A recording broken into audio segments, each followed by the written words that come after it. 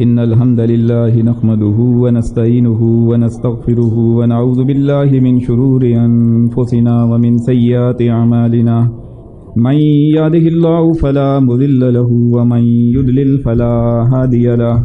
وأشهد أن لا إله إلا الله وحده لا شريك له وأشهد أن محمدا عبده ورسوله أما بعد فأعوذ بالله من الشيطان الرجيم بسم الله الرحمن الرحيم إن الذين يكتمون ما أنزل الله من الكتاب ويشترون به ثمنا قليلا أولئك ما يأكلون في بطونهم إلا النار ولا يكلمهم الله يوم القيامة ولا يزكيهم ولهم عذاب أليم۔ بھائیوں اور محترم سننے والوں، آپ کے سامنے اللہ کی سچی کتاب قرآن مجید فرقان حمید میں سے سورۃ البقرہ کی آیت نمبر 174 تلاوت کی گئی ہے۔ یہ مدنی دور میں نازل ہونے والی سورہ ہے۔ اس سورہ کا نام بقرہ اس مناسبت سے رکھا گیا ہے، بقرہ کے معنی گائے کے ہیں۔ اللہ تعالیٰ نے اس سورہ کے اندر فرمایا وَإِذْ قَالَ مُوسَىٰ لِقَوْمِهِ إِنَّ اللَّهَ يَأْمُرُكُمْ أَن تَذْبَحُوا بَقَرَةً۔ جب موسیٰ علیہ السلام نے اپنی قوم سے یہ کہا کہ بے شک اللہ تبارک و تعالی تمہیں حکم دیتا ہے کہ تم ایک گائے کو ذبح کرو۔ ان کے درمیان ایک شخص قتل ہو گیا تھا اور وہ اختلاف میں پڑے ہوئے تھے۔ اللہ تعالیٰ نے ان کے اختلاف کو دور کرنے کے لیے انہیں حکم دیا تھا کہ ایک گائے کو ذبح کرو اور اس گائے کا گوشت کا ٹکڑا مقتول پر مارو، اللہ کے حکم سے وہ زندہ ہو جائے گا۔ تمہارے درمیان قتل کی وجہ سے جو اختلاف اور لڑائی جھگڑے کی نوبت پہنچ چکی ہے وہ ختم ہو جائے گی۔ اسی مناسبت سے سورہ کا نام سورۃ البقرہ ہے۔ قرآن کریم کی طویل ترین سورہ ہے۔ بخاری اور مسلم کتاب التفسیر کے اندر سورۃ البقرہ اور سورہ آل عمران کی بڑی فضیلت بیان کی گئی ہے۔ مفہوم حدیث ہے کہ جو کوئی ان صورتوں کو پڑھنے والا ہوگا کل اللہ کی بارگاہ کے اندر یہ صورتیں اس کے لیے شفاعت کریں گی۔ کہیں ان دو صورتوں کی مثال آسمان پر اڑنے والے ان پرندوں کے جھنڈ سے دی گئی ہے جو پر سے پر ملا کر اڑتے ہیں اور زمین کے اوپر سایہ ہو جاتا ہے۔ صحیح مسلم کی ایک روایت کے مطابق یہ قرآن کریم کی وہ عظیم سورہ ہے جس کے اندر قرآن کی سب سے عظمت والی آیت آیت الکرسی بھی ہے، اور صحیح مسلم ہی کی ایک روایت کے اندر آیا ہے کہ اس کی آخری دو آیات معراج کے موقع پر اللہ کے رسول صلی اللہ علیہ وسلم کو بطور تحفہ عطا کی گئی۔ موضوع کے لحاظ سے یہ آیت منتخب کی گئی ہے کہ دینی امور پر اجرت کی شرعی حیثیت۔ اللہ تعالیٰ نے ہمارے سامنے ایک قانون بیان کیا ہے اور یہ بات سورہ نساء کے اندر رکھی کہ یا ایھا الذین آمنوا اطیعوا اللہ و اطیعوا الرسول، اے ایمان والو اطاعت کرو اللہ کی اور اس کے رسول کی۔ فَإِن تَنَازَعْتُمْ فِي شَيْءٍ فَرُدُّوهُ إِلَى اللَّهِ وَالرَّسُولِ، پس اگر تمہارا کسی معاملے میں کوئی تنازع ہو جائے تو اسے اللہ اور اس کے رسول کی طرف لوٹا دو۔ اسی طرح سورہ شورى میں فرمایا وَمَا اخْتَلَفْتُمْ فِيهِ مِنْ شَيْءٍ فَحُكْمُهُ إِلَى اللَّهِ، اگر کسی معاملے کے اندر تمہارا اختلاف ہو جائے تو اسے اللہ کی طرف لٹا دو، اللہ کے حکم کی طرف۔ اسی طرح سورۃ الحشر میں فرمایا وَمَا آتَاكُمُ الرَّسُولُ فَخُذُوهُ وَمَا نَهَاكُمْ عَنْهُ فَانْتَهُوا وَاتَّقُوا اللَّهَ إِنَّ اللَّهَ شَدِيدُ الْعِقَابِ، ہمارا رسول تمہیں جو کچھ دے اسے لے لو، اسے پکڑ لو، اور جس سے منع کر دے اسے رک جاؤ، اور اللہ سے ڈرتے رہو، بے شک اللہ تبارک و تعالیٰ کی پکڑ بڑی شدید ہے۔ ان آیات کے اندر یہ بات بیان کی جا رہی ہے کہ اگر کسی معاملے کے اندر کوئی اختلاف ہو جائے تو اس کو اللہ اور اس کے رسول کی طرف لٹا دیا جائے۔ آج دینی امور پر اجرت کا مسئلہ ایک اختلافی مسئلہ بنا ہوا ہے، حالانکہ قرآن اور حدیث کے دلائل سے ابھی یہ بات آپ کے سامنے آئے گی کہ دینی امور مثلاً صلاۃ پڑھا کر، خطابت کر کے، تعلیم القرآن، اذان کے اوپر فقہ اور احادیث پڑھا کر اس کے اوپر اجرت لینا ناجائز ہے۔ قرآن کی آیات، صحیح احادیث اور اللہ کے رسول صلی اللہ علیہ وسلم کے صحابہ کا طرز عمل اور پھر تابعین کے قول، اور اس کے مقابلے میں آج امت کی جو اکثریت ہے، ان کے جو آبار و ربان ہیں، انہوں نے خصوصاً ان چیزوں کو ذریعہ معاش بنا لیا ہے۔ آج دین دکانداری بن چکا ہے، وہ کام جو فی سبیل اللہ کرنا چاہیے تھا اللہ کی رضا کے لیے، آج وہ ذریعہ معاش بنا لیا گیا ہے۔ جو آیت آپ کے سامنے تلاوت کی گئی ہے، اس میں اللہ تعالیٰ فرماتا ہے ان الذین یکتمون ما انزل اللہ من الکتاب ویشترون بہ ثمنا قلیلا، بے شک جو لوگ چھپاتے ہیں جو نازل کیا اللہ تبارک و تعالیٰ نے اپنی کتاب میں سے اور اس کے بدلے میں تھوڑی سی قیمت لیتے ہیں، اولئک ما یأکلون فی بطونہم الا النار، یہ وہ لوگ ہیں کہ جو اپنے پیٹوں کے اندر جہنم کی آگ بھر رہے ہیں۔ ولا یکلمہم اللہ یوم القیامۃ ولا یزکیہم ولہم عذاب علیم، اللہ تبارک و تعالی نہ ان سے کلام کرے گا قیامت والے دن اور نہ ایسے لوگوں کو پاک کرے گا، اور ان لوگوں کے لیے تکلیف دینے والا عذاب ہوگا۔ اس آیت کے اندر یہ بات بیان کی جا رہی ہے کہ جو لوگ اللہ کے احکامات کو چھپاتے ہیں اور اس کے بدلے میں پھر دنیا کا تھوڑا سا معاوضہ، ثمناً قلیل، تھوڑی سی قیمت وصول کرتے ہیں، اسی طرح اور بھی سورہ بقرہ کے اندر دوسری جگہ بھی یہ بات بیان کی گئی ہے۔ بنی اسرائیل کو حکم دیا گیا کہ ایمان لاؤ اس کتاب کے اوپر جو تصدیق کرتی ہے، جو کتاب تمہارے پاس ہے اس کی بھی، اور سب سے پہلے سمجھو اس کتاب کے، اس قرآن کے کفر کرنے والے نہ بنو۔ ولا تشتروا بآیاتی ثمنا قلیلا، اور میری آیات کو تھوڑی قیمت کے بدلے میں مت بیچو۔ وإیایا فاتقون، اور مجھی سے ڈرو۔ اسی طرح سورہ مائدہ کے اندر فرمایا فلا تخشوا الناس واخشون، لوگوں سے نہ ڈرو، مجھی سے ڈرو۔ ولا تشتروا بآیاتی ثمنا قلیلا، میری آیات کو تھوڑی قیمت کے بدلے میں مت بیچو۔ ومن لم يحكم بما انزل اللہ فاولئک هم الکافرون، جو اللہ کے نازل کردہ حکم کے مطابق فیصلہ نہیں کرتا، ایسے ہی لوگ کفر کرنے والے۔ یہ تین آیات آپ کے سامنے رکھی گئی ہیں۔ ان تین آیات کے اندر ذکر تو بنی اسرائیل قوم کا آ رہا ہے، ان کے جو علماء سو تھے، انہوں نے اللہ کے دین کو ذریعہ معاش بنا لیا تھا۔ اللہ تعالیٰ نے سورہ توبہ کے اندر اہل ایمان کو ہوشیار کیا کہ یا ایھا الذین آمنوا ان کثیرا من الاحبار والرہبان لیأکلون اموال الناس بالباطل ویصدون عن سبیل اللہ، اے ایمان والو، مولوی اور پیروں کی اکثریت کا یہ حال ہے کہ یہ لوگوں کا مال باطل طریقے سے کھاتے ہیں اور اسی پر بس نہیں کرتے، انہیں اللہ کے راستے سے بھی روکتے ہیں۔ یعنی اہل کتاب کے جو آبار و ربان تھے، ان کے علماء سو تھے، انہوں نے اللہ کی آیات کو چھپانا، حق اور باطل ملا جلا کر لوگوں کے سامنے پیش کرنا اور اللہ کی آیات کو بیچنا، اس پر اجرت لینا، یہ ان کا وتیرہ بن چکا تھا۔ تو اللہ تبارک و تعالیٰ نے ان کاموں سے ان کو منع کیا۔ یہ کام منع کرنے کے لیے صرف بنی اسرائیل کے لیے نہیں تھے کہ صرف انہی کے لیے ہے، اور بعد میں آنے والے چاہے وہ کلمہ گو ہوں ان کے لیے جائز ہے۔ کیا بنی اسرائیل کے لیے یہ حکم دیا گیا تھا کہ وہ اللہ کے احکامات کو نہ چھپائیں، تو اللہ کے احکامات لوگوں کے سامنے بیان کریں، حق اور باطل ملا جلا کر لوگوں کے سامنے نہ پیش کریں، لوگوں کو اللہ کے راستے سے نہ روکیں۔ تو کیا یہ سارے احکامات ان کے لیے تھے؟ کیا آج یہ لا الہ الا اللہ محمد رسول اللہ پڑھنے والے جو اپنے آپ کو ورثۃ الانبیاء کہتے ہیں کہ ہم انبیاء کے ماننے والے ہیں، کیا یہ احکامات ان کے لیے نہیں ہیں؟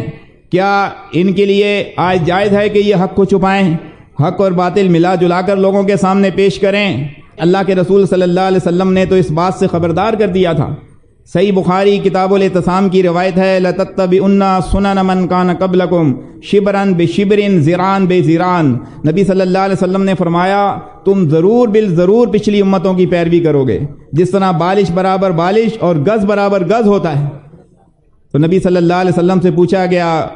کہ آپ کی مراد اس سے یہود و نصارہ ہے؟ نبی علیہ السلام نے فرمایا ان کے سوا اور کون ہو سکتا ہے؟ یعنی اللہ کے رسول صلی اللہ علیہ وسلم نے یہ پیشن گوئی کی اللہ کے حکم سے کہ ایک وقت آئے گا کہ تم پچھلی امتوں کی پیروی کرو گے، ان کے نقش قدم پر ہو بہو چلو گے۔ آج آپ دیکھیں وہی کام جن کاموں سے بنی اسرائیل کے علماء کو اور ان کی قوم والوں کو روکا گیا تھا، انہیں کہا گیا تھا کہ اللہ کے احکامات چھپاؤ نہیں، آج یہ بھی اللہ کے احکامات چھپاتے ہیں۔ انہیں کہا گیا حق اور باطل ملا جلا کر لوگوں کے سامنے پیش نہ کرو، آج ہماری یہ قوم کے نام نہاد علماء حق اور باطل ملا جلا کے لوگوں کے سامنے پیش کرتے ہیں۔ اور انہیں یہ کہا گیا کہ اللہ کی آیات کے اوپر اجرت نہ لو، اللہ کی آیات کو نہ بیچو، آج یہ لوگ اللہ کی آیات کو بیچ رہے ہیں۔ یعنی جن کاموں سے ان کو منع کیا گیا تھا کہ یہ کام تم نے نہیں کرنے، اللہ کے رسول نے فرمایا میری امت بھی ان کے نقش قدم پر چلے گی۔ آج ہو بہو بنی اسرائیل کے یہود و نصارہ کے نقش قدم پر یہ نام نہاد امت، یہ کلمہ گو امت، ان کے نام نہاد علماء، ان کے احبار و رہبان، انہوں نے کس طرح دین کو ذریعہ معاش بنا لیا ہے۔ آج جب یہ آیات لوگوں کے سامنے رکھی جاتی ہیں تو یہ کہتے ہیں کہ یہ تو بنی اسرائیل کے لیے ہیں۔ تو کیا سب کڑوا کڑوا بنی اسرائیل کے لیے ہے اور میٹھا میٹھا کلمہ گو ان لوگوں کے لیے ہے کہ جنہوں نے لا الہ الا اللہ محمد رسول اللہ پڑھا ہے، قرآن اور حدیث پر صرف ایمان رکھتے ہیں لیکن اس کے مطابق عمل نہیں کرتے؟ کیا میٹھی میٹھی چیزیں، میٹھے میٹھے احکامات ان کے لیے ہیں، اور جو سخت اور کڑوے احکامات تھے اللہ تبارک و تعالیٰ کے، وہ صرف بنی اسرائیل کے لیے ہیں؟ اللہ تبارک و تعالیٰ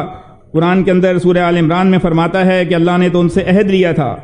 وَإِذْ أَخَذَ اللَّهُ مِيثَاقَ الَّذِينَ أُوتُوا الْكِتَابَ لَتُبَيِّنُنَّهُ لِلنَّاسِ وَلَا تَكْتُبُونَهُ فَنَبَذُوهُ وَرَاءَ ظُهُورِهِمْ وَاشْتَرَوْا بِهِ ثَمَنًا قَلِيلًا فَبِئْسَ مَا يَشْتَرُونَ۔ اللہ تبارک و تعالیٰ نے ان سے پختہ عہد دیا تھا کہ تم اس کتاب کو ضرور بالضرور لوگوں کے سامنے بیان کرو گے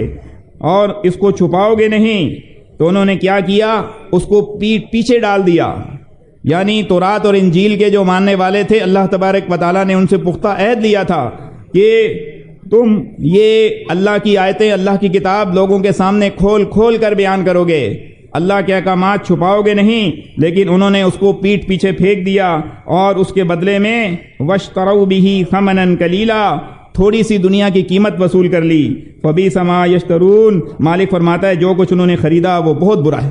یعنی یہ اہل کتاب کے جو علماء سو تھے، انہوں نے اللہ کے احکامات کو چھپایا، حق اور باطل ملا جلا کر لوگوں کے سامنے پیش کیا، اور اللہ کے جو واضح احکامات تھے اس کو پیٹ پیچھے ڈال دیا اور دنیا کی تھوڑی قیمت وصول کی، دنیا کے معاوضے کے پیچھے لگ گئے۔ اور اس کے مقابلے میں جو اہل کتاب میں سے سچے مومن تھے، جو اللہ کے رسول پر ایمان لے آئے، قرآن پر ایمان لے آئے، پچھلی کتابوں پر بھی ایمان رکھتے تھے، جن کا ذکر اللہ نے قرآن کے اندر سورہ مائدہ میں بھی کیا ہے کہ جن کے سامنے جب اللہ کی آیات پڑھی جاتی تھی تو ان کی آنکھوں میں آنسو جاری ہو جاتے تھے۔ اللہ فرماتا ہے خاشعین للہ، اہل کتاب کے جو علماء حق تھے، جو رسول اللہ صلی اللہ علیہ وسلم پر ایمان لے آئے، قرآن پر ایمان لے آئے، اور اس کتاب تورات کے اوپر بھی ان کا ایمان تھا، مالک فرماتا ہے خاشعین للہ، ان کے دل کے اندر خشیت تھی، اللہ کا ڈر اور خوف تھا، ان کے دل اللہ کے ڈر سے ہر وقت کانپتے رہتے تھے۔ لا یشترون بآیات اللہ ثمنا قلیلا، وہ اللہ کی آیات کو تھوڑی قیمت کے بدلے میں نہیں بیچتے تھے۔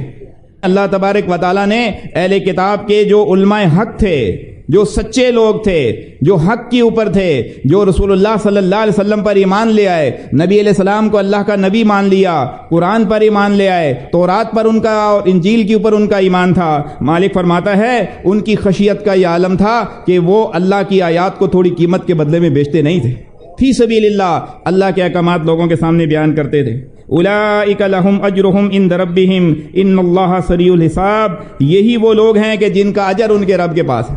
اللہ تبارک و تعالیٰ نے ایسے لوگوں کا اجر اپنے پاس رکھا ہے۔ ان اللہ سریع الحساب، بے شک اللہ تبارک و تعالیٰ جلد حساب لینے والا ہے۔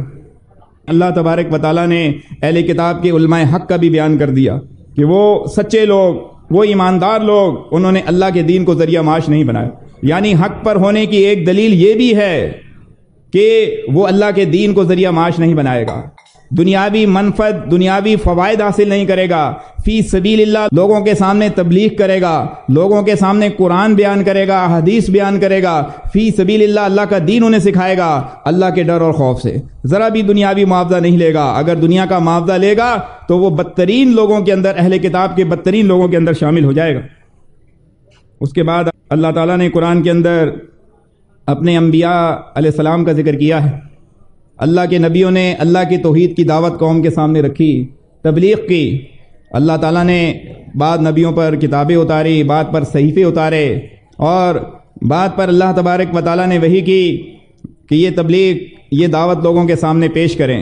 تو انبیاء نے اللہ کی توحید کی دعوت قوموں کے سامنے رکھی، تبلیغ کی، اور فرمایا سورہ شعراء کے اندر نوح علیہ السلام نے وما اسألکم علیہ من اجر ان اجری الا علی رب العالمین، اے قوم کے لوگوں میں تم سے اس تبلیغ کے اوپر، اس دعوت کے اوپر کوئی اجر نہیں مانگتا،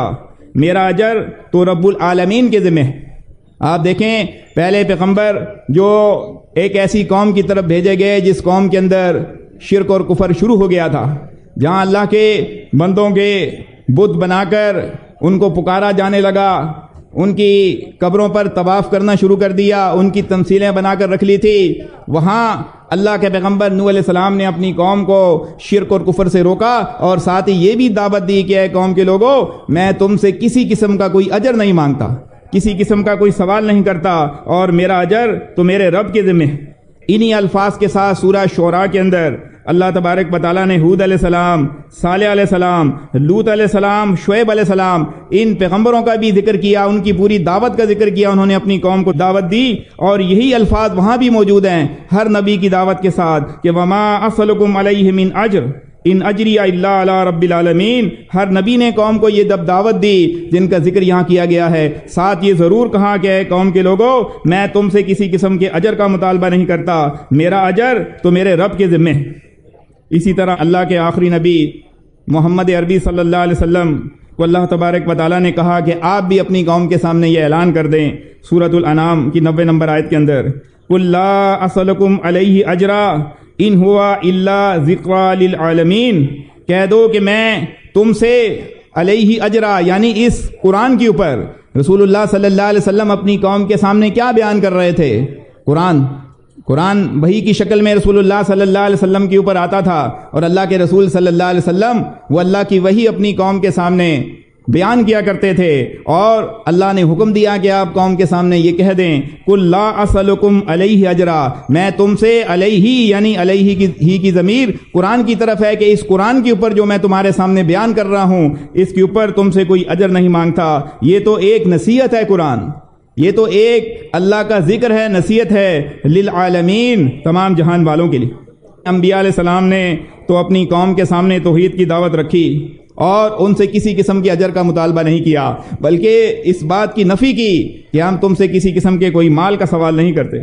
سورہ یاسین کے اندر اللہ تبارک و تعالیٰ نے 3 پیغمبروں کا ذکر کیا، ایک وقت کے اندر 3 پیغمبر اپنی قوم کو سمجھا رہے ہیں، قوم کے سامنے توحید کی دعوت رکھ رہے ہیں، قوم والے ماننے سے انکار کر دیتے ہیں۔ تو ایسے عالم میں شہر کے پرلے کنارے سے ایک رجل مومن دوڑتا ہوا آیا، دور سے آیا ہے، دوڑتا ہوا آیا، اور آنے کے بعد کیا کہتا ہے؟ اتبعوا من لا یسألکم اجرا وہم مہتدون، اے قوم کے لوگوں ان رسولوں کی اتباع کرو، ان اللہ کے نبیوں کی پیروی کرو، ان کی بات کو مان لو، اس لیے کہ یہ تم سے کسی قسم کے اجر کا مطالبہ نہیں کرتے۔ یعنی ان کی خیر خواہی کی سب سے پہلی بات یہ بیان کی کہ ان کی اتباع کرو، ان کی پیروی کرو، ان کے پیچھے چلو، اس لیے کہ یہ تم سے کسی قسم کا کوئی مال و دولت کا، کسی زر کا، کسی زمین کا، کسی کھانے پینے کا، کسی چیز کا کوئی بھی تم سے سوال نہیں کرتے، وہم مہتدون، اور یہ ہدایت یافتہ ہیں۔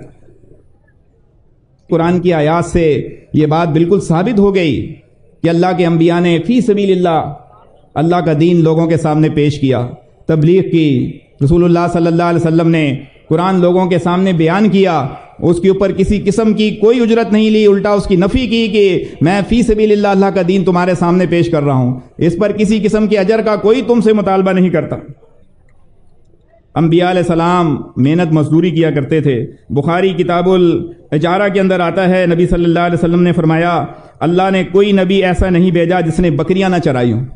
یعنی یہ بکریاں چرانا انبیاء کی سنت ہے، ہر نبی نے بکریاں چرائی۔ اور صحابہ نے رسول اللہ صلی اللہ علیہ وسلم سے پوچھا کہ آپ نے بھی؟ تو نبی صلی اللہ علیہ وسلم نے فرمایا ہاں، میں بھی مکہ والوں کی بکریاں چند قیرات کی اجرت پر چرایا کرتا تھا، یعنی اللہ کے رسول صلی اللہ علیہ وسلم بھی بکریاں چرایا کرتے تھے۔ نبی علیہ السلام کا تجارت کرنا یہ بھی آپ کے سامنے مشہور ہے۔ اسی طرح بخاری کتاب البیوع کے اندر آتا ہے انا داؤد النبی صلی اللہ علیہ وسلم کانا لا یاکل الا من عمل یدی، اللہ کے پیغمبر داؤد علیہ السلام نہیں کھاتے تھے مگر اپنے ہاتھوں کی محنت سے۔ داؤد علیہ السلام اللہ کے پیغمبر ہیں، اللہ نے کتنی بڑی بادشاہت ان کو عطا کی تھی، لیکن اپنے ہاتھوں سے محنت کیا کرتے تھے، ہاتھوں سے محنت کرنے کے بعد روزی کمایا کرتے تھے۔ اسی طرح مسلم کتاب الفضائل کے اندر آتا ہے کانا زکریا نجارن، اللہ کے پیغمبر زکریا علیہ السلام وہ بڑھائی کا کام کرتے تھے، لکڑی کا کام کیا کرتے تھے۔ یہ اللہ کے انبیاء کا طریقہ کار ہے کہ کس طرح انہوں نے محنت اور مزدوری کی اور بکریاں چرائی، تجارت کی، اپنے ہاتھ سے محنت کی، لکڑی کا بڑھائی کا انہوں نے کام کیا اور فی سبیل اللہ اللہ کا دین لوگوں کے سامنے پیش کیا۔ اور اللہ تعالیٰ سورہ انعام میں کیا فرماتا ہے اولئک الذین ھدی اللہ فبہداہ مقتدی، یہ وہ لوگ ہیں کہ جن کو اللہ نے ہدایت دی ہے، بس ایسے ہدایت یافتہ لوگوں کی پیروی کرو۔ اللہ نے کیا حکم دیا قرآن کے اندر؟ ہمیں کیا حکم دیا؟ یہ اللہ کے وہ انبیاء ہیں جو ہدایت یافتہ تھے، جن کو اللہ نے ہدایت دی تھی، تو آپ کا کیا کام ہے؟ ان انبیاء کے طریقے پر چلو، ان کی اقتداء کرو، ان کے ہدایت کے راستے کے اوپر چلو۔ انبیاء علیہ السلام کی ہدایت کا راستہ کیا تھا؟ لا اسألکم علیہ اجرا، لا اسألکم علیہ مالا، قوم کے لوگوں تم سے کسی قسم کا سوال نہیں کرتے، قوم کے لوگوں تم سے کسی قسم کے مال کا مطالبہ نہیں کرتے۔ آج یہ اپنے آپ کو ورثۃ الانبیاء کہتے ہیں، لیکن آج ان کے ہاں دین فی سبیل اللہ نہیں سکھایا جاتا۔ آج امامت کرانے کے بعد اس کی تنخواہ وصول کی جاتی ہے، آج اذان پر اجرت لی جاتی ہے، آج خطابت کرنے کے بعد اس کی اجرت وصول کی جاتی ہے، آج قرآن پڑھانے اور سکھانے کے بعد اس کی اجرت وصول کی جاتی ہے، آج احادیث اور فقہ کی تعلیم دینے کے بعد اس کے اوپر اجرت وصول کی جاتی ہے۔ اللہ کے انبیاء نے تو اللہ کا دین فی سبیل اللہ لوگوں کے سامنے پیش کیا، خود محنت اور مزدوری کی۔ اللہ تعالیٰ نے حکم دیا کہ آپ ان انبیاء کے نقش قدم پر چلیں جو ہدایت یافتہ تھے، ان کی اقتداء کریں۔ آج اپنے آپ کو یہ ورثۃ الانبیاء کہتے ہیں کہ ہم تو انبیاء کے وارث ہیں۔ انبیاء نے تو کوئی درہم اور دینار نہیں چھوڑا، انبیاء نے تو وراثت میں علم چھوڑا تھا۔ اللہ کے رسول صلی اللہ علیہ وسلم کیا چیز چھوڑ کے گئے تھے؟ ترکت فیکم امرین لن تضلوا ما تمسکتم بہما کتاب اللہ و سنت رسولی، موطا امام مالک۔ اللہ کے رسول صلی اللہ علیہ وسلم نے فرمایا لوگوں دو چیزیں تمہارے درمیان چھوڑ کے جا رہا ہوں، ایک اللہ کی کتاب اور دوسری میری سنت۔ جب تک ان دونوں کو مضبوطی کے ساتھ تھامے رہو گے کبھی بھی گمراہ نہ ہوگے۔ قرآن کی آیات آپ کے سامنے رکھی گئی، احادیث آپ کے سامنے رکھی گئی کہ انبیاء نے دین کو ذریعہ معاش نہیں بنایا، محنت اور مزدوری کی، فی سبیل اللہ اللہ کا دین لوگوں کے سامنے پیش کیا۔ اسی طرح جو صحابہ رضوان اللہ اجمعین تھے وہ بھی محنت اور مزدوری کیا کرتے تھے۔ صحیح بخاری کتاب الجہاد اور اسی طرح صحیح مسلم کی روایت کے اندر آتا ہے کہ اللہ کے رسول صلی اللہ علیہ وسلم کے پاس 70 وہ انصار کے قاری تھے کہ جو قرآن کے قاری تھے۔ وہ کیا کرتے تھے؟ قرآن کے درس اور تدریس کے اندر مصروف رہتے تھے۔ قرآن کے 70 قرائے قرآن جو قرآن بہت اچھی طرح سیکھتے تھے، پھر وہ عالم بن گئے، اللہ کے رسول صلی اللہ علیہ وسلم کی محفل میں موجود رہا کرتے تھے، دین کو سیکھتے تھے، درس و تدریس میں مصروف رہتے تھے، اور کیا کرتے تھے؟ مسجد میں پانی لا کے رکھتے تھے اور لکڑیاں کاٹ کر فروخت کرتے تھے۔ دین کی درس و تدریس میں مصروف رہنے والے لوگ صحابہ اکرام رضوان اللہ اجمعین، صحیح مسلم کی روایت کے اندر ان کا ذریعہ معاش بتایا گیا کہ وہ دین سیکھ رہے تھے، قرآن سیکھ رہے تھے، اللہ کے رسول کی محفل میں قرآن اور نبی علیہ السلام کے اوپر جو وحی نازل ہوتی تھی اس کو سیکھتے تھے، لوگوں کو سکھایا بھی کرتے تھے، اور مسجد میں پانی لا کے رکھتے تھے، اور جنگل سے لکڑیاں لانے کے بعد ان کو فروخت کرنے کے بعد پھر اہل صفہ کے جو غریب لوگ تھے ان کے اوپر خرچ کیا کرتے تھے۔ یعنی قرآن کے جو قاری تھے انہوں نے دین کو ذریعہ معاش نہیں بنایا، انہوں نے محنت اور مزدوری کی، انہوں نے لکڑیاں کاٹ کر جنگل سے ان کو بیچا، اور جو پیسے ان کو ملے اس سے انہوں نے اپنا ذریعہ معاش بھی بنایا، اور اس کے بعد غریب جو لوگ تھے ان کے لیے کھانا لا کر رکھا کرتے تھے تاکہ یہ کھانا کھا لیا کریں۔ اسی طرح صحیح بخاری کتاب البیوع کی روایت ہے، عائشہ رضی اللہ تعالی عنہ بیان فرماتی ہیں کہ رسول اللہ صلی اللہ علیہ وسلم کے صحابہ اپنے لیے محنت مزدوری کیا کرتے تھے۔ یہ صحیح احادیث آپ کے سامنے رکھی جا رہی ہیں کہ نبی صلی اللہ علیہ وسلم کے صحابہ اپنے لیے محنت اور مزدوری کیا کرتے تھے۔ کوئی بھی روایت ایسی نہیں ملے گی کہ اللہ کے رسول کے صحابہ قرآن پڑھا کر اجرت لیا کرتے تھے، اللہ کے رسول کے صحابہ اذان دے کر اجرت لیا کرتے تھے۔ کوئی بھی ایسی روایت نہیں ملے گی کہ اللہ کے رسول کے صحابہ قرآن پڑھا کر اجرت لیا کرتے تھے، انہوں نے اس کو ذریعہ معاش بنایا۔ حدیث بتاتی ہے کہ اللہ کے رسول صلی اللہ علیہ وسلم کے صحابہ محنت مزدوری کیا کرتے تھے۔ کوئی بکریاں چراتا تھا، کوئی کھیتی باڑی کرتا تھا، کوئی بڑھائی کا کام کرتا تھا، کوئی لوہار تھا، لوہے کا کام کرتا تھا۔ آپ سیرت صحابہ پڑھیں تو آپ کو صحابہ کی زندگیاں ملیں گی کہ صحابہ نے کیا کیا کام کیے۔ کسی بھی آپ کو سیرت صحابہ میں یہ نہیں ملے گا کہ صحابہ نے دین کو ذریعہ معاش بنایا۔ صحابہ تو دین سیکھنے والے، فی سبیل اللہ دین لوگوں کے سامنے بیان کرنے والے۔ سب سے پہلے معلم قرآن مصعب ابن عمیر رضی اللہ عنہ، اللہ کے رسول صلی اللہ علیہ وسلم نے انہیں مدینہ میں معلم بنا کر بھیجا کہ جاؤ لوگوں کو قرآن سکھاؤ، دین سکھاؤ۔ وہ گئے، قرآن سکھایا، دین سکھایا۔ جب جنگ احد کے موقع پر ان کی وفات ہوئی تو ان کے پاس کیا تھا کہ کفن بھی نہیں تھا کہ وہ پورے جسم کے اوپر آ سکے۔ اتنی چھوٹی چادر تھی کہ سر کے اوپر ڈالا جاتا تھا تو پاؤں ننگے ہو جاتے تھے، پاؤں پہ ڈالا جاتا تھا تو سر ننگا ہو جاتا تھا۔ نبی صلی اللہ علیہ وسلم نے کہا کہ ان کے سر کو ڈھانک دو اور پاؤں کے اوپر اصغر گھاس ڈال کے اسی طرح ان کو دفن کر دو۔ یہ معلم قرآن تھے، معلم قرآن۔ مدینے میں گئے، محنت مزدوری کرتے تھے، مکہ کے شہزادے تھے، ایمان لانے سے پہلے ہر ایک چیز انہیں میسر تھی۔ ایمان لانے کے بعد اللہ کا دین سیکھا اور اس کو سکھانے کے لیے دور دراز علاقوں میں رسول اللہ نے مدینے میں بھیج دیا، جائیں وہاں دین جا کر لوگوں کو سکھائیں، قرآن سکھائیں، ساتھ محنت مزدوری کی اور اپنا پیٹ پالا اور فی سبیل اللہ قرآن اور لوگوں کو سکھایا۔ یعنی وفات کے وقت اتنی بڑی چادر بھی نہیں تھی کہ ان کو پورا کفن آ سکے۔ اللہ کے رسول صلی اللہ علیہ وسلم کے صحابہ کا یہ عالم تھا۔ تو بخاری کی یہ روایت جو آپ کے سامنے رکھی ہے کہ عائشہ رضی اللہ عنہ فرماتی ہیں کہ اللہ کے رسول صلی اللہ علیہ وسلم کے صحابہ اپنے لیے محنت مزدوری کیا کرتے تھے، اور محنت اور مشقت کرنے کی وجہ سے ان کے جسم میں اتنا پسینہ آتا تھا کہ وہ مسجد میں آتے تھے تو پسینے کی بو آتی تھی، تو ان سے کہا گیا کہ کاش وہ غسل کر لیا کریں۔ یعنی محنت کرتے تھے، مزدوری کیا کرتے تھے، اور ان مسلک پرستوں کی طرح، ان احبار و رہبان کی طرح جنہوں نے دین کو ذریعہ معاش بنا لیا ہے، یہ کام نہیں کرتے تھے، بلکہ انہیں معلوم تھا کہ دین کو ذریعہ معاش بنانا یہ سخت ترین گناہ ہے۔ اسی طرح صحیح بخاری کتاب البیوع کے اندر آتا ہے کہ عائشہ رضی اللہ تعالی عنہ بیان کرتی ہیں کہ جب ابو بکر رضی اللہ عنہ خلیفہ بنائے گئے تو انہوں نے کہا کہ میری قوم جانتی ہے کہ میرا کاروبار میرے گھر والوں کی کفالت کے لیے ناکافی نہیں تھا، اور اب میں مسلمانوں کے کام میں مشغول ہو گیا ہوں۔ خلیفہ بن گئے تھے اور زیادہ وقت خلافت کے کاموں میں ان کو دینا تھا، تو انہوں نے کہا کہ ابو بکر رضی اللہ عنہ کے گھر والے بیت المال میں سے کھائیں گے، اور ابو بکر مسلمانوں کا مال تجارت کے ذریعے بڑھائے گا۔ یعنی جب وہ خلیفہ بنائے گئے تو ریاستی امور چلانے کے لیے انہیں پورا وقت اس خلافت کے کام کو دینا پڑا، اور اس کے لیے وہ نکلے۔ بعد روایات کے اندر آتا ہے، تاریخ میں بھی، کہ وہ کپڑے کی تجارت کیا کرتے تھے اور اس کے لیے وہ نکلے، تو لوگوں نے انہیں کہا کہ اگر آپ اس طرح تجارت میں اپنا وقت زیادہ لگا دیں گے تو مسلمانوں کے معاملات کو کون دیکھے گا؟ تو ان کے لیے ایک متوسط آدمی جتنا وظیفہ ان کے لیے مقرر کیا گیا تھا۔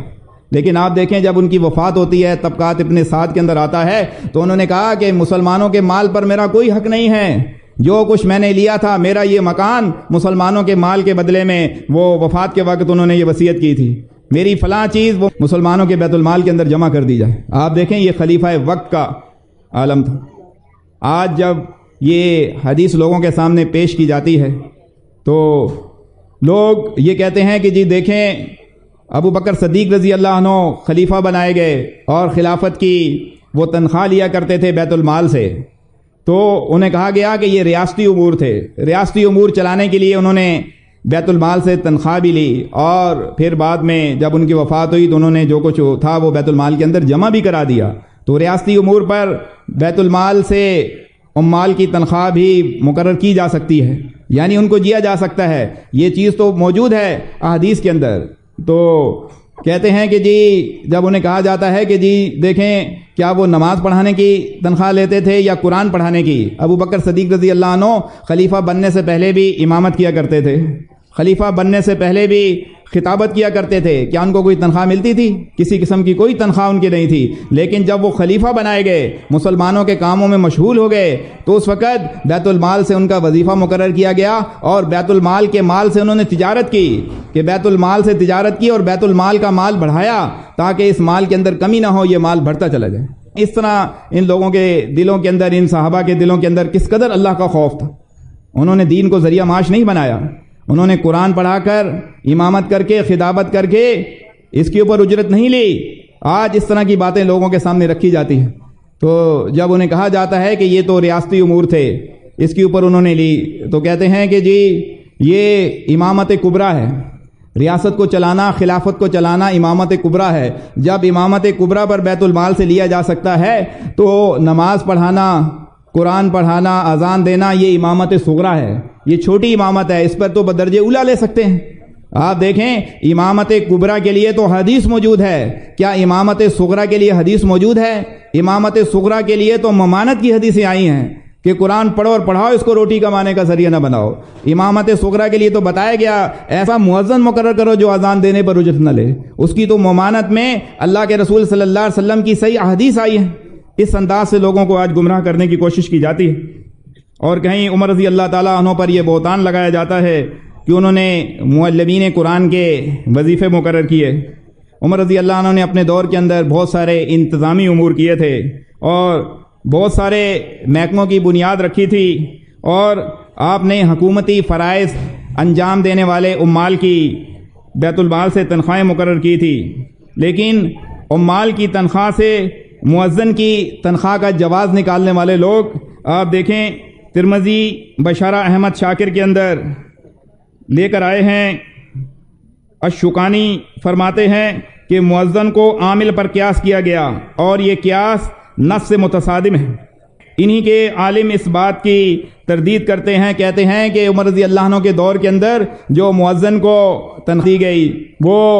لوگوں نے قیاس کیا عامل سے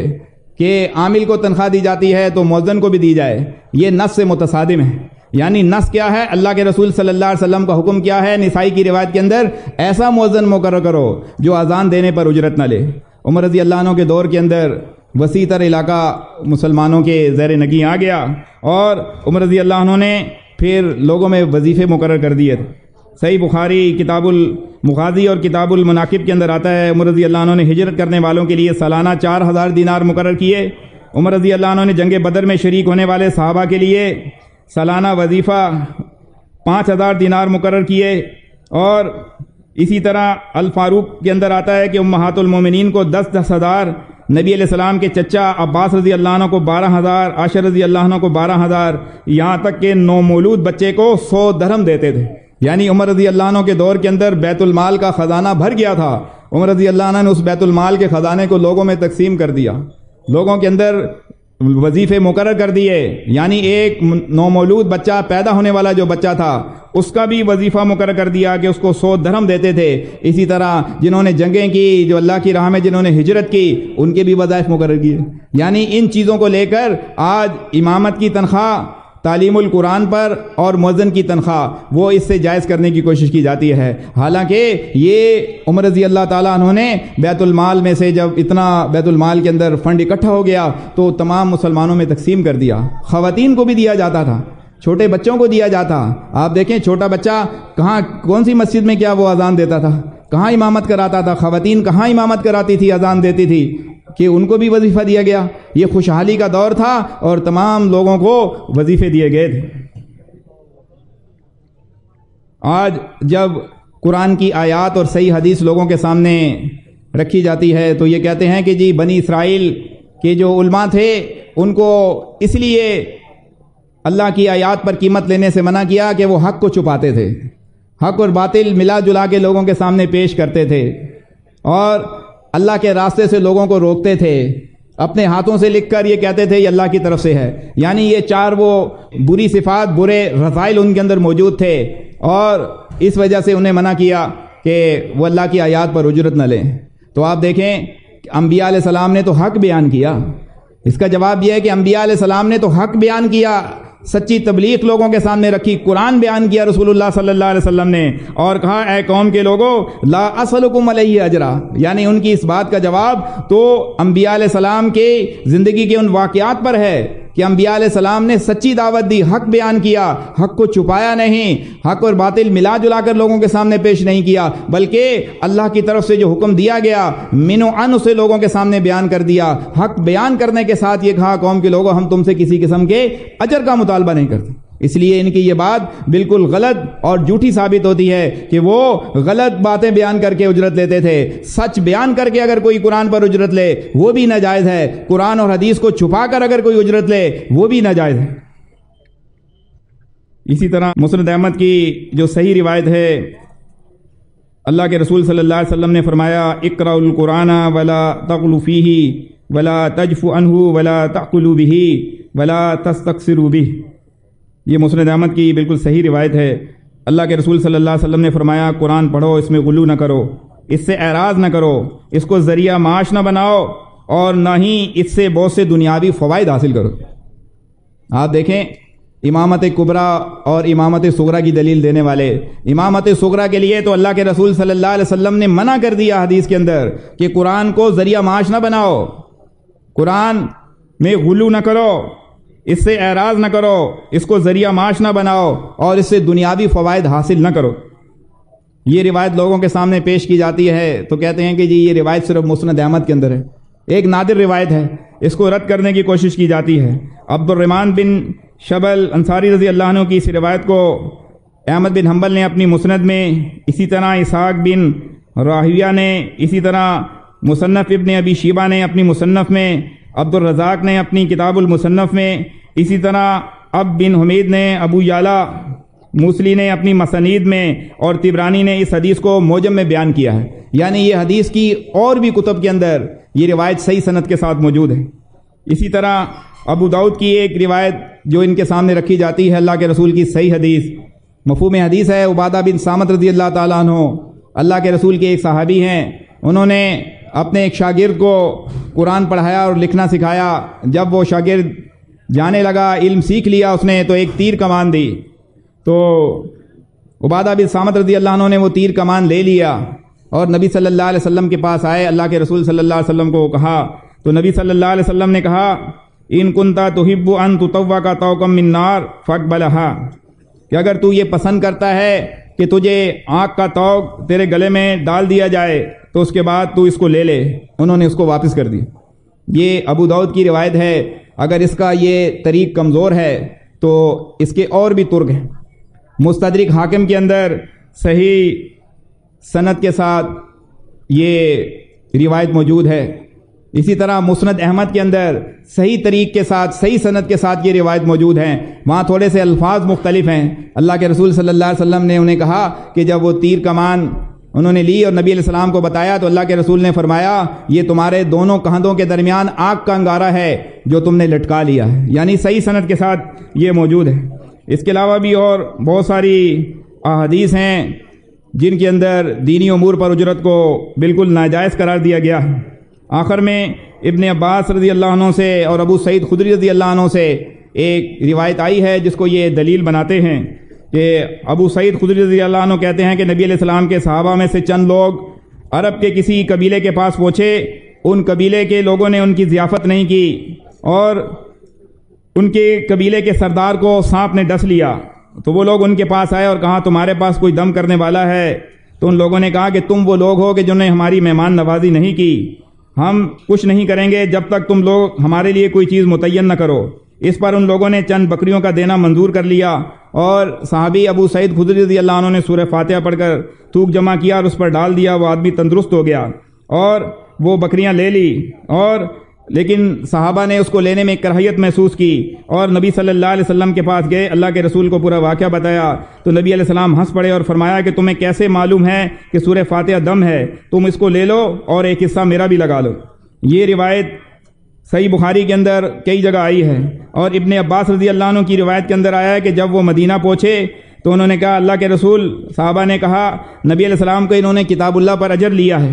تو نبی علیہ السلام نے فرمایا انا حق ما اخذتم علیہ اجرن کتاب اللہ، بے شک حق ہے جو تم نے لیا ہے اس دم پر اجر کتاب اللہ سے، یعنی اللہ کے رسول صلی اللہ علیہ وسلم نے اس دم کے متعلق کہا تھا، لیکن آج یہ مسلک پرست اس کا ترجمہ بھی غلط کرتے ہیں، کہتے ہیں کہ جن چیزوں پر تم اجرت لیتے ہو ان میں سب سے زیادہ حقدار کتاب اللہ ہے۔ اخذتم یہ ماضی کا صیغہ ہے جس کے معنی یہ ہے کہ جو تم نے لیا، لیکن یہ اس کو مضارع کا صیغہ بنا کر اس کا ترجمہ کرتے ہیں کہ جس چیز پر تم اجر لیتے ہو، مضارع کا حال کا صیغہ بنا کر ترجمہ کرتے ہیں کہ جس چیز پر تم اجر لیتے ہو وہ اللہ کی کتاب ہے، سب سے زیادہ اس کی مستحق ہے۔ یعنی اس طرح انہوں نے حدیث کے معنی کے اندر بھی تحریف کیا، جبکہ حدیث کا صحیح معنی یہ ہے کہ بے شک حق ہے جو تم نے لیا اس دم پر جو کتاب اللہ سے ہے۔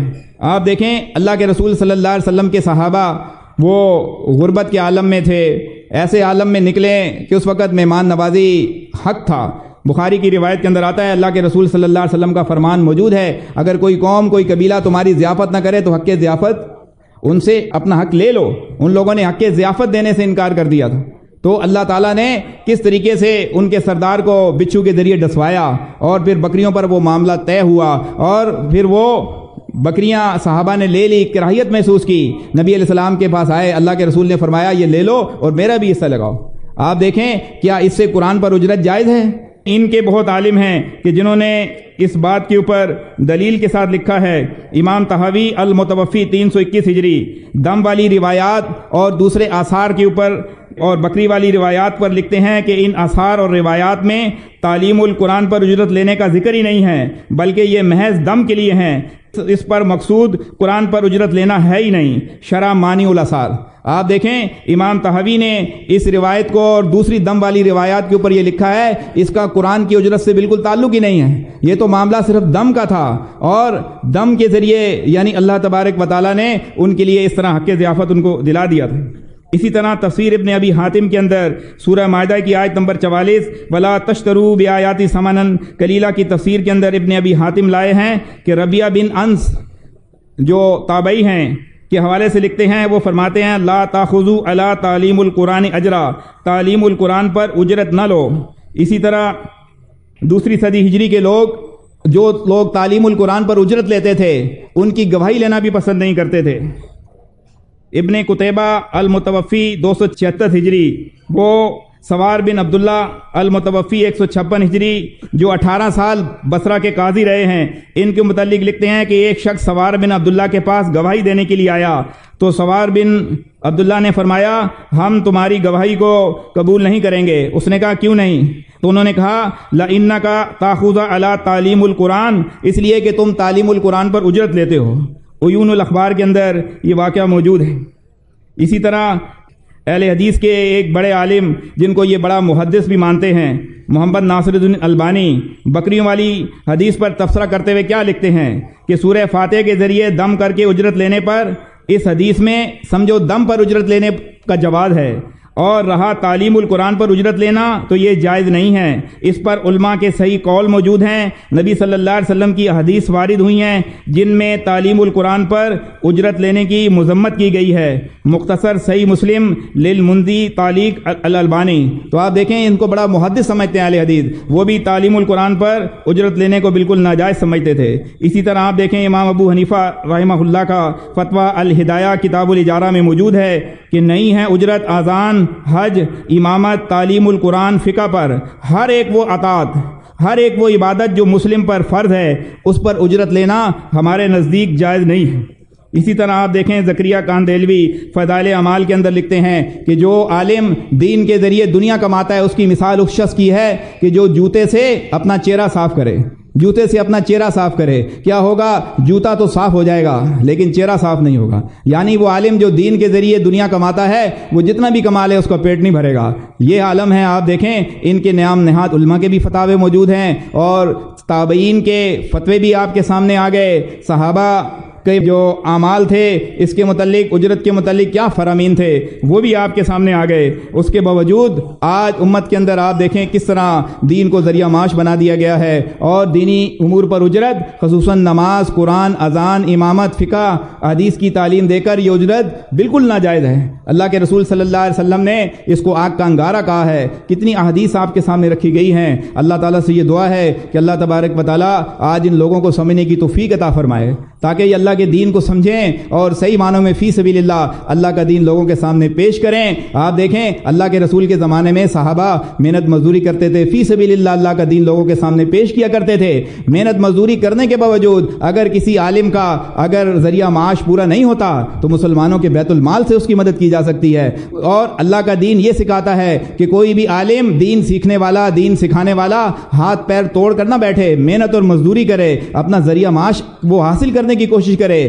پھر بھی اگر ذریعہ معاش اس کا پورا نہ ہو سکا تو ایسے افراد کی بیت المال سے اس وقت مدد کی جا سکتی ہے، لیکن بیت المال سے پوری تنخواہیں کسی عالم کو دے دینا اور انہیں کہنا صرف قرآن پڑھائیں، حدیث پڑھائیں، فقہ پڑھائیں، اذان دیں، امامت کریں، یہ بالکل ناجائز اور بالکل منع ہے۔ اللہ کے رسول صلی اللہ علیہ وسلم کی احادیث، صحابہ کے آپ کے سامنے قول، تابعین کے قول اور اسی طرح قرآن کی آیات بھی آپ کے سامنے رکھ دی ہیں۔ اللہ تعالیٰ ان سب کو سمجھنے کی توفیق عطا فرمائے۔ سبحانک اللہم و بحمدک، اشہد ان لا الہ الا انت، استغفرک و اتوب الیک۔